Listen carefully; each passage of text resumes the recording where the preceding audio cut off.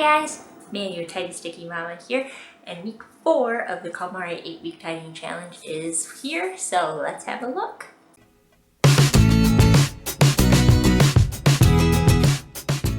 I am not as enthusiastic about this week. Our focus this week is paper, and they're everywhere, right? Receipts, mail, coupons, school stuff. I swear I still have floaters from last year hanging around. It's endless. And to make it worse, I married a plopper. You know the type. They have a pile, or several, where they plop every paper that ever meets their hands. And then they forget about what's in it or why they even kept it in the first place. But on to this week's breakdown. You know the drill at this point. We are gathering every piece of paper in the house and in the car. If you're like me, you probably have a pile of receipts hanging out in there too. It's from my plopper. Gather it all together.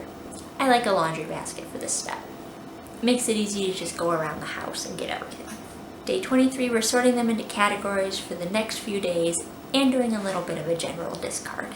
Papers largely can be tossed, especially in this digital age that we live in. We're really only going to keep 3 categories of papers. Things we need now, things we need for a little while longer, and things that we need to keep indefinitely. If something doesn't fall into these 3 categories, let it go. Need it now is fairly obvious. It's papers you're currently using, forms you need to fill in for school or work, an ad for sale this week that you're actually going to check out, or this week's grocery list if you haven't shopped yet. Need it a little longer is for things that you don't need right now, but can't get rid of yet because you do need them in the near future. Things like invitations or flyers for an upcoming event, bills to be paid, receipts for accounts that need to be reconciled, that sort of thing. Anything that has a clear expiration date belongs here. Need it indefinitely is just that, things you need to keep for the foreseeable future. Stuff like personal records, birth certificates, marriage licenses, and property titles. And I would also consider anything that has a rather long-term expiration date on it, like loan papers or tax documents that you need to keep for several years. I'm mentioning this now because if you know something doesn't fit into one of those categories, don't even bother sorting it out for the rest of the week, discard it up front. The next 3 days we'll be doing weird size papers, records, and warranties and course materials, followed by greeting cards.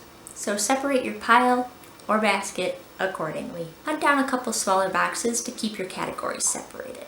Day 24 is the weird random stuff. Business cards, coupons, receipts, random junk mail is still hanging out. Pretty much anything that's not a normal sized piece of paper. Remember to ask not just if it sparks joy, but if and when you'll need it. Paper can be kind of a joyless category, so the question of if and when I'll need it is sometimes more appropriate here.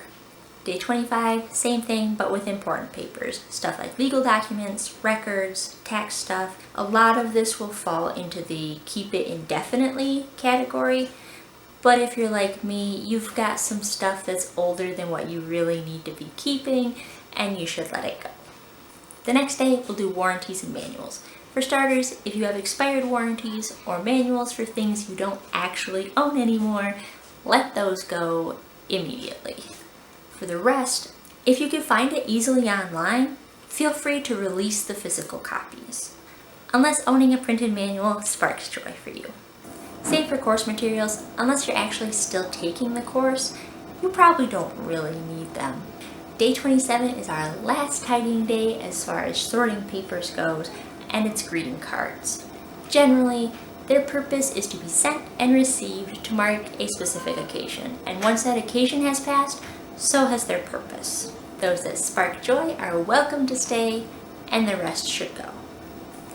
If you're kind of getting caught up in the sentiment of them, feel free to punt them to the sentimental category and handle them later. It's perfectly alright to do that. The last step this week is, as usual, putting things away. In particular, it's really important to designate a pending box for the things that are in the need it now and need it a little while longer category. Having a specific place to put these things and to review them is really important in keeping your paper clutter under control. But also do have a home for your long-term papers. Find a file box that sparks joy. For the pending box, something that allows upright rather than stacked storage is best. Otherwise, the papers on the bottom get forgotten and it becomes just another plopper pile. I use this from IKEA for my pending box and it works really nicely.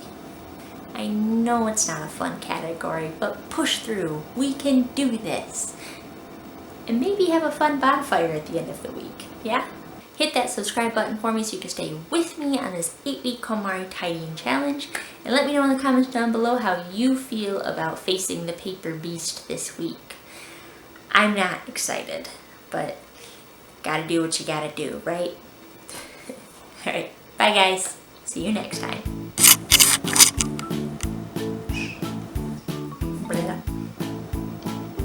No, I don't know. It allows